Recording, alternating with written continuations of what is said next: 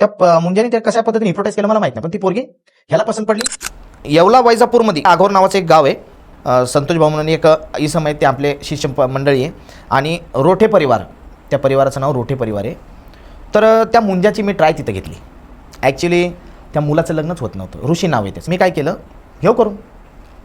करून घेऊ बोलल्याच्या नंतर रामू नावाच्या त्या वस्तूला आपण उभा केलं. कारण की मुंजा ही जी शक्ती आहे आय कॉन्टॅक्टवर चालते. ज्यांनी सिद्ध केला, आता समजा मी सिद्ध केला तर माझ्या आय कॉन्टॅक्टवर चालणार. म्हणजे ते रोठे काका आणि त्यांची मिसेस ते म्हणले की दादा आम्हाला कसंही करून हेच पोरीसंग लग्न करायचं. मग मी त्यांना सांगितलं अमुक तारखेला हिचा साखरपुडा किंवा सुपारी तुमच्यात जी पद्धत आहे ती होईल. बाबा तुला ऋषीचं काम करायचं आहे, अमुक ठिकाणी अमुक पोरगे काळे तिळ दिल, ते हे बघ हे काळे तिळ त्याला असे दाखवले आणि हे टाकत तिच्या घरापर्यंत जा. तिच्या घरापर्यंत गेले तर ही शक्ती तिथं जाते, बरोबर. कारण त्याला काही लिहिता वाचता येत नाही.